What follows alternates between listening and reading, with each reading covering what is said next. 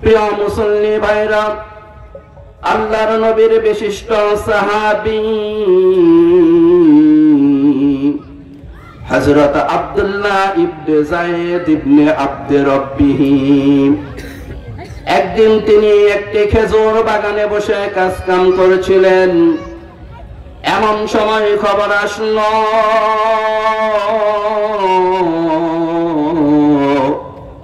দয়ার নবী আর দুনিয়াতে বেঁচে নাই।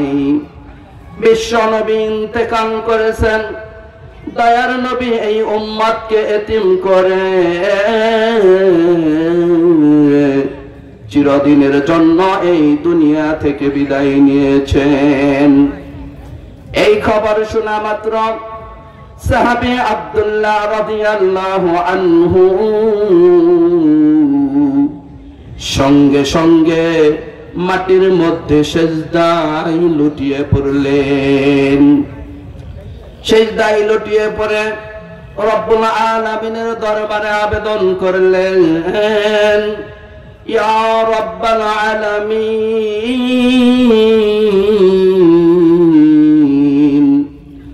এতদিন পর্যন্ত দয়ার নবী দুনিয়াতে বেঁচে ছিলেন। যখন মন চাইতো নবীজিকে দুই চোখ ভরে দেখতাম। নবীজিকে দেখার মাধ্যমে আমাদের পরাণটা ভরে যেত, জুড়িয়ে যেত। আজকে নবীজি ইন্তেকাল করলেন, উম্মতকে এতিম করে দুনিয়া থেকে চলে গেলেন। এই চোখের দ্বারা আর কোনদিন দয়ার নবীকে দেখতে পাবো না। রব্বুল আলামিন, আমার এই চোখের দ্বারা যদি আমি আবার দয়ার নবীকে দেখতে না পাই, তাহলে এই চোখের দ্বারা আমি দুনিয়ার কিছুই দেখতে চাই না। সকলে জুড়ে জুড়ে বলুন সুবহানাল্লাহ। আল্লাহ রাব্বুল আলামিন সাহাবী আব্দুল্লাহর আবেদনটা কবুল করলেন।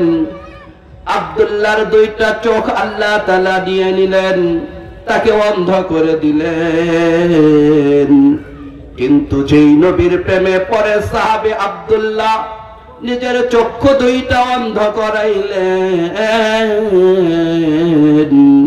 সেই নবীর ভালোবাসার প্রতিদান দিতে আমার আল্লাহ মোটেও দেরি করলেন না। সকলে বলুন সুবহানাল্লাহ।